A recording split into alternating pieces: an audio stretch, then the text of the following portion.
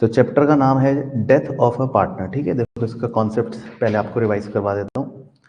Death of the partner का मतलब एक तरह से है, जैसे पुराने चैप्टर में रिटायरमेंट ड्यूरिंग द पार्टनर था। मतलब पॉइंट ये है कि कोई भी पार्टनर साल के बीच में हमें छोड़कर चला जाएगा, ठीक है, डेथ हो जाएगी। तो इस चैप्टर के कॉन्सेप्ट में देखो क्या क्या चीजें हैं। एक तो है न्यू रेशियो और गेनिंग रेशियो निकालना, इसका ट्रीटमेंट बिल्कुल सेम है रिटायरमेंट की तरह। दूसरा है गुडविल का ट्रीटमेंट, वो बिल्कुल सेम है रिटायरमेंट की तरह। तीसरा है रिजर्व और फिक्टिशियस एसेट्स का ट्रीटमेंट, वो भी बिल्कुल सेम है रिटायरमेंट की तरह। फिर है रिवैल्यूएशन, वो भी बिल्कुल सेम है पहले की तरह। बाकी इसमें डिसीज पार्टनर का कैपिटल अकाउंट बनाना पड़ता है, वो थोड़ा सा कह सकते हो आप एक नई चीज है। बाकी कैपिटल एडजस्टमेंट अगर आती है, हालांकि आएगी नहीं, लेकिन फिर भी अगर आती है तो वो भी बिल्कुल सेम है रिटायरमेंट की तरह। बाकी नया पॉइंट है कि share of profit up to the date of death, ये हम सीख लेंगे कि भाई क्या होता है। बाकी डिसीज पार्टनर का एग्जीक्यूटर अकाउंट बनाते हैं, वो लोन अकाउंट की तरह बनता है, जैसे रिटायरिंग पार्टनर का लोन अकाउंट होता है उसकी तरह। बैलेंस शीट बिल्कुल सेम है। बाकी इसमें एक न्यू सेक्शन है, सेक्शन 37, वो हमें थोड़ा सा मतलब पता होना चाहिए, वो भी हम देख लेंगे। ठीक है जी। तो हम सबसे पहले डिसीज पार्टनर का जो कैपिटल अकाउंट है उसको एक बार थोड़ा सा ओवरव्यू ले लेते हैं, ये आप अच्छे से थोड़ा याद रखना। तो आप क्रेडिट साइड पर अगर पहले फोकस करोगे तो आपको लिखवाया था कि देखो इसमें क्या क्या चीजें आती हैं, बाय बैलेंस ब्रॉट डाउन और बाय करंट अकाउंट लिखा है, ठीक है, ये ध्यान रखना। तो अगर देखो पार्टनर मर गया है ना, तो फिर हम उसके करंट अकाउंट के बैलेंस को कैपिटल अकाउंट में ट्रांसफर कर देंगे, ये ध्यान रखना है। बाकी फ्री रिजर्व, रिवैल्यूएशन, प्रॉफिट, वो सब एज इट इज रहेगा। गुडविल का शेयर वो भी आ गया। पीएनएल सस्पेंस हाईलाइट कर देता हूं, बहुत इंपॉर्टेंट चीज है। अब हम डिसीज पार्टनर को जनरली दो चीजें देते हैं अपने सिलेबस के अंदर। जैसे मैं एक एग्जांपल से समझा देता हूं। मान लो डिसीज पार्टनर 4 महीने बाद मर गया, लेट से, ठीक है। डिसीज पार्टनर कितने महीने बाद मर गया? 4 महीने बाद। तो आप 4 महीने का क्या दोगे उसको? एक तो शेयर ऑफ प्रॉफिट दोगे, और कभी कभी आप 4 महीने का उसका इंटरेस्ट ऑन कैपिटल भी दोगे। आमतौर पर ये दो ही चीजें आपको दिखेंगी आपके सिलेबस में। तो अगर आपने डिसीज पार्टनर को शेयर ऑफ प्रॉफिट दिया और उसको इंटरेस्ट ऑन कैपिटल दिया, तो ये दोनों चीजें ध्यान रखना, ये दोनों ही चीजें पीएनएल सस्पेंस के माध्यम से पार्टनर के खाते में जाएंगी।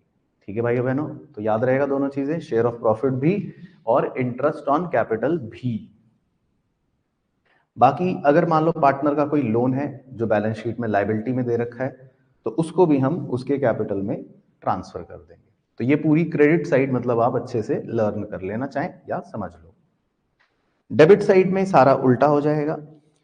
अगर उसका कोई करंट अकाउंट का डेबिट बैलेंस है वो आ जाएगा, बाकी कोई रिवैल्यूएशन लॉस है वो आ जाएगा, कोई एक्यूमुलेटेड लॉस है वो आ जाएगा, और ड्राइंग अगर करी है उसने तो वो आ जाएगी। उस ड्राइंग पर इंटरेस्ट ऑन ड्राइंग है तो वो डेबिट हो जाएगा। शेयर ऑफ अगर लॉस निकाला तो पीएनएल सस्पेंस मतलब वो डेबिट हो जाएगा। बाकी अगर उस पार्टनर ने कोई लोन दे रखा है, मतलब हमने कोई पार्टनर को लोन दे रखा है और वो बैलेंस शीट में एसेट साइड पर है, तो उसको फिर हम कैपिटल अकाउंट में ही ट्रांसफर कर देंगे। ठीक है, चलो, तो ये मतलब मेन कहानी हो गई।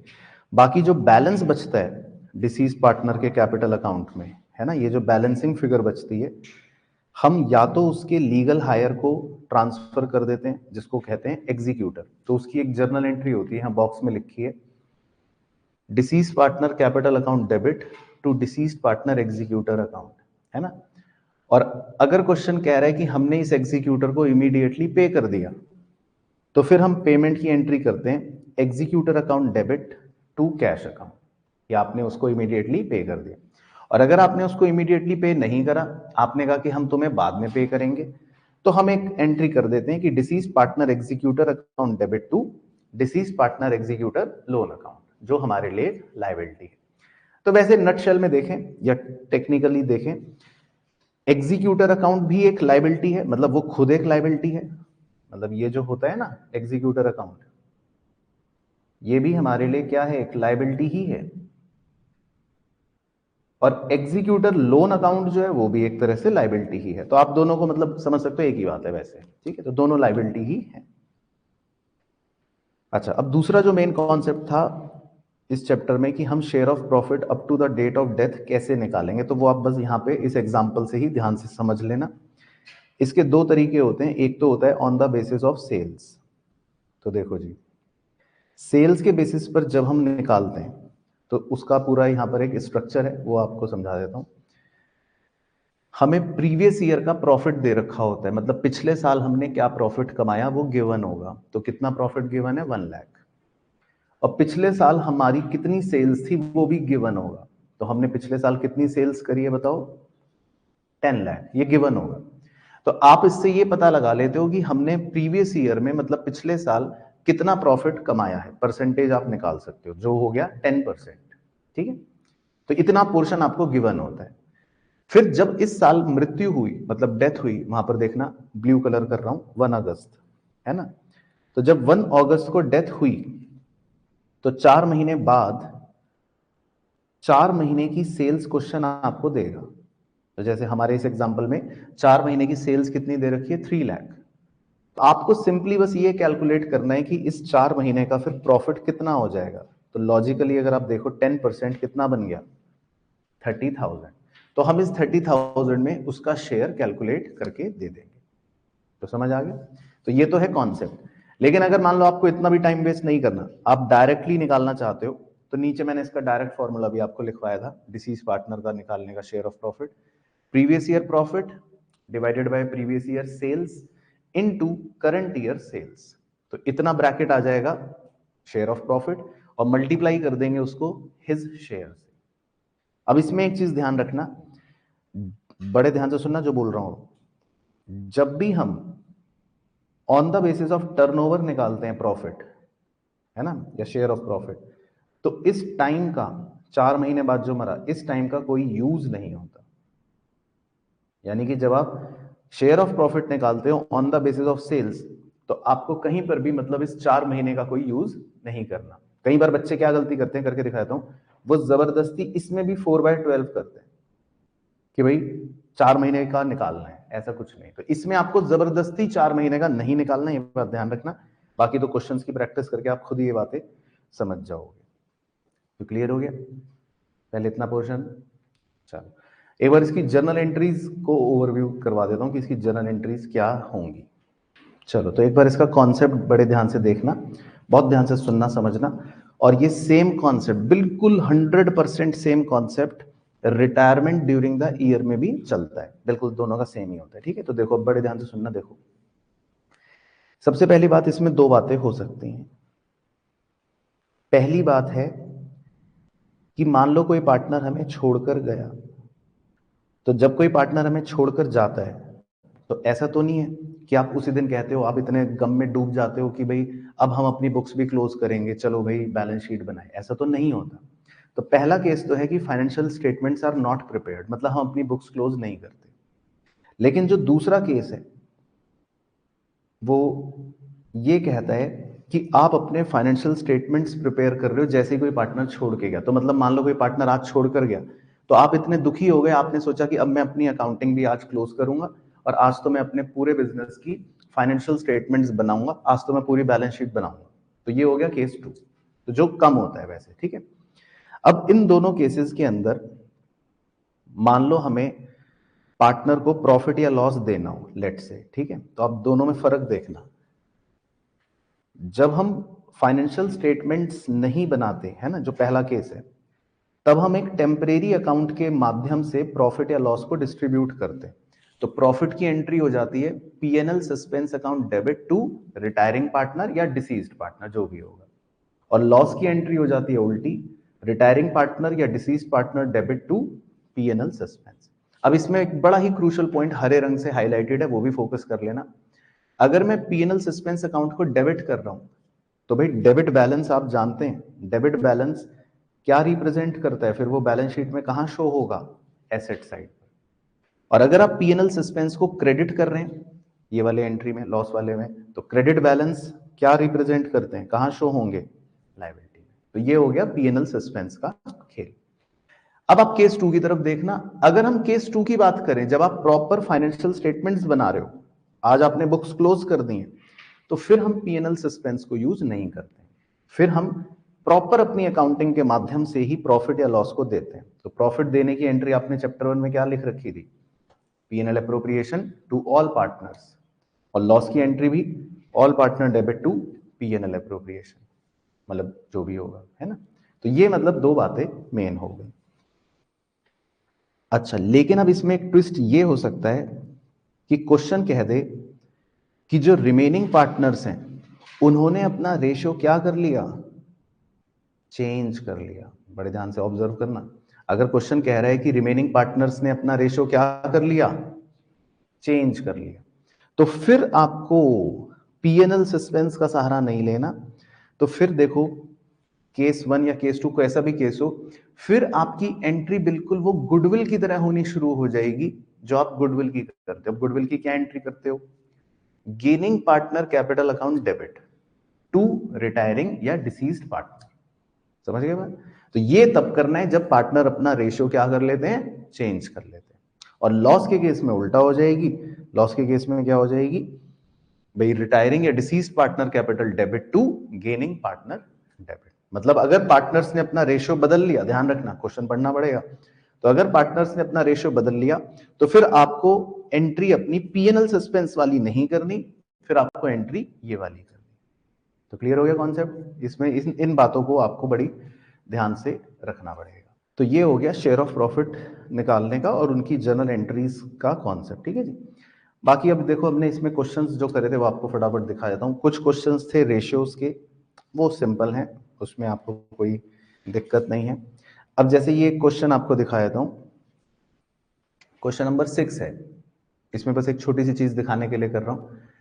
अब इसमें जैसे लिखा था कि हमें डिसीज्ड पार्टनर का शेयर निकालना है, और लास्ट लाइन पढ़ना, थर्ड लाइन में लिखा है on the basis of previous year profit, है ना। इसका मतलब होता है कि अब हमें प्रीवियस ईयर के प्रॉफिट के बेसिस पर शेयर ऑफ प्रॉफिट निकालना है। तो इस केस में देखो हम कैसे निकालते हैं प्रॉफिट, ये देखो डायग्राम पर समझा देता हूं। प्रीवियस ईयर का क्या प्रॉफिट दे रखा है? 1,50,000। तो इस बार आपको पहले 1,50,000 को 3 मंथ्स का प्रॉफिट बनाना पड़ेगा। तो 3 मंथ्स का प्रॉफिट बनाने के लिए आप 1,50,000 को क्या करोगे? इंटू 3/12। तो 3 मंथ्स का प्रॉफिट आपका बन गया 37,500। और फिर 3 मंथ्स के इस प्रॉफिट में 37,500 में आप कौन पार्टनर मरा था? वाई। तो वाई का शेयर कैलकुलेट कर दोगे, जो आ जाएगा 2/6 यानी 12,500। तो क्लियर हो गया? तो ये मतलब डिसीज पार्टनर का शेयर ऑफ प्रॉफिट निकालने का तरीका हो गया। तो ये कुछ छोटे क्वेश्चन थे। अब जैसे ये क्वेश्चन देखो 10th, सिर्फ दिखा रहा हूं। अब इसमें भी देखो सुनील मर गया था, है ना, सुनील की मृत्यु हो गई थी, लेकिन सेकंड लाइन में येलो कलर देखो लिखा है accounts were prepared for the period ended 31 दिसंबर 2022। इसका मतलब वो अपने अकाउंट्स भी उसके मरने वाले दिन प्रिपेयर कर रहे हैं। तो आप नीचे एंट्री पर फोकस करना, क्या हमने पीएनएल सस्पेंस लिखा? नहीं। तो हमने क्या एंट्री करी? Normal PNL appropriation account debit to all partners. तो समझ गए खेल? तो ये मतलब ये था। बाकी क्वेश्चन नंबर 17 आप ऐसे ही मार्क कर लो अपने रिवीजन के लिए। ये इस तरह का क्वेश्चन 3 नंबर का एग्जाम में आता है। तो इसमें आपको मतलब क्वेश्चन का कंटेक्स्ट बता देता हूं। इसमें आपको शेयर ऑफ प्रॉफिट भी निकालना होता है और गुडविल भी देता है, और आपको कहता है जर्नल एंट्री कर लो। तो मैं ऐसे दिखा देता हूं। तो ये देखो, हमने पहली एंट्री गुडविल की कर ली, वो तो सेम रहती है, और दूसरी एंट्री अपना उसके शेयर ऑफ लॉस की कर ली। तो ये मतलब आपके 3 नंबर के इस तरह के सवाल पूछ सकता है। ठीक है। तो ये देखो, ये क्वेश्चन हो गया on the basis of sales वाला। इसमें सेल्स के बेसिस पे प्रॉफिट निकालना था। तो मतलब इसमें 80% क्वेश्चंस तो इसी के होते हैं कि आप उसका शेयर ऑफ प्रॉफिट कैलकुलेट करते हो। ठीक है। बाकी 24 आप अपने रिवीजन के लिए मार्क कर सकते हो। ये भी मतलब एक अच्छा क्वेश्चन था। इसमें भी आपको गुडविल भी निकालनी थी और उसका शेयर ऑफ प्रॉफिट भी निकालना था। मतलब इसमें आपको दोनों चीजें खुद ही कैलकुलेट करनी थी और फिर एंट्रीज करनी थी, है ना। तो ये मतलब एक बढ़िया क्वेश्चन था। उसके बाद क्वेश्चन नंबर 30 भी आप मार्क कर लो अपने रिवीजन के लिए। इसमें तो इसमें बेसिकली आपको बैलेंस शीट दे रखी है और एक पार्टनर शिरीष जो है वो 3 महीने बाद मर जाता है। बाकी एक इस तरह का क्वेश्चन आपका 4 नंबर का एग्जाम में आ सकता है कि आपको शेयर ऑफ प्रॉफिट भी निकालना है और गुडविल भी कैलकुलेट करनी है और फिर वो कह रहा है कि अब डिसीज पार्टनर का कैपिटल अकाउंट बनाकर दिखाओ। तो देखो कैलकुलेशन तो आप कर ही लोगे, अब डिसीज पार्टनर का जो कैपिटल अकाउंट बनेगा वो मतलब आप देखो कि भाई उसमें वही कॉन्सेप्ट लगेगा जो हमने शुरू में देखा था।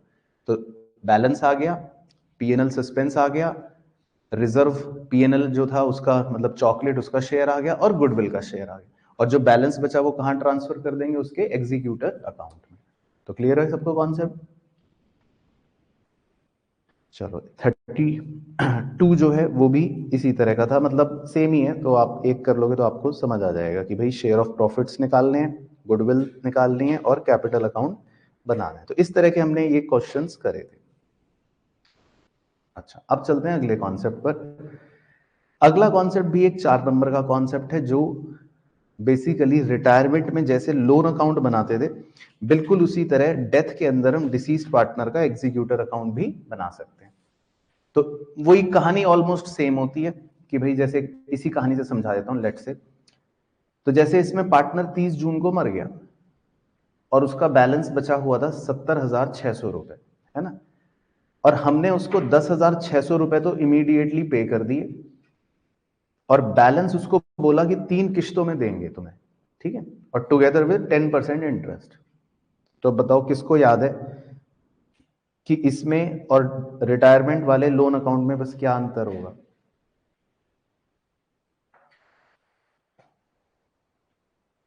मतलब बिल्कुल सही, बिल्कुल सही। अब इसमें क्योंकि ईयर एंड तो 31 मार्च को होता है और पार्टनर मरा कब है? 30 जून को।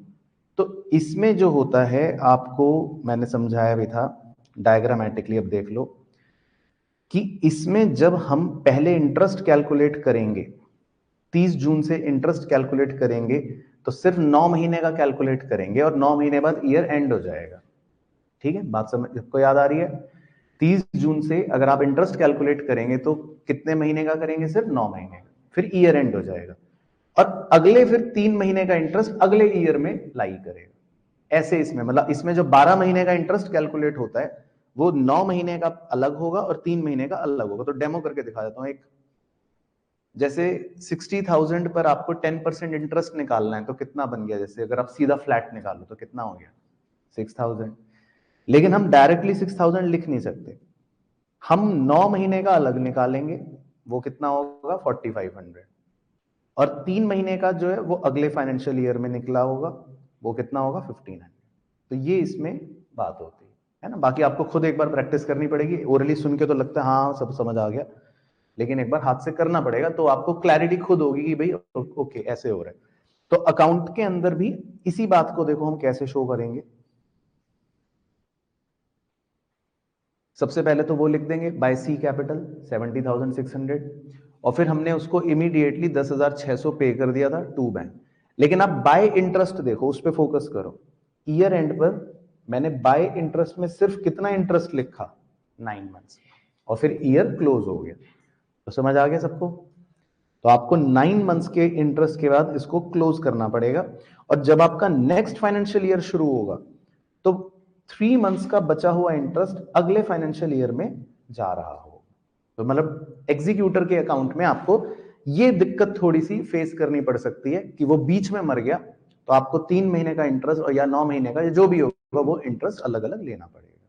ठीक है, तो इसको आप एक बार अवश्य खुद से करके देखना कि भाई अलग अलग डेटों पर अगर वो मर रहा है तो किस प्रकार से हमें ईयरली अकाउंटिंग करनी पड़ेगी। तो ये एग्जांपल जो था ये आपकी उसमें मदद कर देगा। बाकी 3 किश्तों में हमने पैसे दिए, वो एज इट इज बात रहेगी। अकाउंट बिल्कुल लोन अकाउंट की तरह ही बनेगा, एंड में जाके जीरो हो जाएगा। ठीक है ना। अच्छा, फिर आखिरी कॉन्सेप्ट है इसका, वो भी एक बार देख लेते हैं। आखिरी कॉन्सेप्ट था इसका सेक्शन 37 का। ठीक है जी, सेक्शन 37 एक मतलब कानूनी सेक्शन है जो ये कहता है कि मान लो आपने किसी डिसीज पार्टनर को पेमेंट देने में देरी कर दी, आपने उसको पैसा टाइम से नहीं दिया, तो फिर तो जो भी एग्रीमेंट पे इंटरेस्ट लिखा होगा उस हिसाब से आप उसको इंटरेस्ट दोगे, या जो भी एग्रीमेंट में शेयर ऑफ प्रॉफिट लिखा होगा वो दोगे, लेकिन हमारे क्वेश्चन में नहीं लिखा होता। तो बी पॉइंट बस पढ़ लो, देख लो और सीख लो।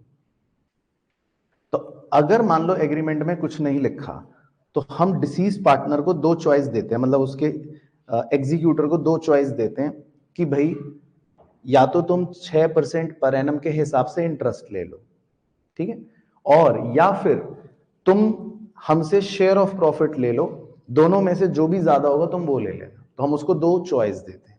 अब इसमें शेयर ऑफ प्रॉफिट जो निकालते हैं ना, वो ये रट लेना अच्छे से कैसे निकलता है, अभी एग्जांपल में दिखाऊंगा। अभी outstanding amount of outgoing partner, मतलब जो पार्टनर हमें छोड़ के जा रहा है उसका outstanding amount, whole divided by total capital, वो भी क्वेश्चन में होगी, इनटू जो भी प्रॉफिट्स कमाए।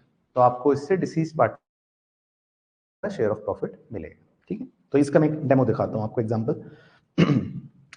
मान लो सी मर गया था, ठीक है, और सी को कितने रुपए देने थे मुझे, 70,600, लेकिन मैंने 5 महीने तक उसको पैसे नहीं दिए, मैंने 5 महीने डिले करा, है ना। तो अब सी जो है वो हमसे, अच्छा ये तो वैसी एग्जांपल था, तो सी के पास दो ऑप्शन होंगी, या तो वो हमसे 6% का इंटरेस्ट ले सकता है, या फिर वो 5 महीने के प्रॉफिट में हमसे शेयर ले सकता है ना। तो अब देखो एग्जांपल ये है, ये वाला करता हूं डिस्कस, ध्यान से बस आप ऑब्जर्व करना। इसमें एबीसी 3 पार्टनर्स थे, 4, 3, 2, और सी मर गया 1 जुलाई को, और तीनों की कैपिटल्स है 75, 65 और 45, और लिखा हुआ है कि amount is unpaid to the C for 6 months. हमने 6 महीने तक सी को पैसे नहीं दिए, और लिखा है कि 6 मंथ में हमने जो प्रॉफिट कमाया वो 50,000 कमाया। तो अब आप देखो दोनों ऑप्शंस दिखाता हूं कि अब सी के साथ हम क्या कर सकते हैं। देखो पहला ऑप्शन तो है कि हम सी को जो भी उसका अमाउंट है 45,000, उस पर 6% इंटरेस्ट कैलकुलेट करके 6 मंथ्स के लिए 1350 इंटरेस्ट दे सकते हैं। ये तो हो गया ऑप्शन 1। तो पहले ऑप्शन 1 सबको क्लियर हो गया, इंटरेस्ट 6% पर एनम। दूसरा ऑप्शन, हम सी को कह सकते हैं कि भाई सी, तुम्हें हम ना शेयर ऑफ प्रॉफिट देना चाहते हैं। तो वो कैसे निकालेंगे, उसका फॉर्मूला बताओ, क्या सिखाया था। अमाउंट पेबल टू सी वो कितना है, 45,000, whole divided by total capital, तो तीनों की कैपिटल जोड़ोगे तो कितनी आ गई, 185, है ना, इनटू प्रॉफिट्स, 6 महीने का प्रॉफिट्स कितना है, 50। तो हमें एक अमाउंट मिल जाएगा 12,162 रुपए अप्रोक्स। तो ये उसको शेयर ऑफ प्रॉफिट हम दे सकते हैं। तो ऑब्वियसली सी दोनों ऑप्शन में से कौन सा वाला चूज करेगा, शेयर ऑफ प्रॉफिट, क्योंकि वो ज्यादा है। तो क्लियर हो गया। तो इसका एक ही क्वेश्चन है बस, सेक्शन 37 का, मतलब एग्जांपल से चाहे आप रिवाइज कर लेना जो मैंने सिखाया, नहीं तो एक क्वेश्चन जो करा है वो भी कर सकते हो। बट क्लियर हो गई कहानी, कॉन्सेप्ट। चलो, तो मतलब डेथ के कॉन्सेप्ट्स अगर देखें तो टोटल में यही सारे कॉन्सेप्ट्स थे।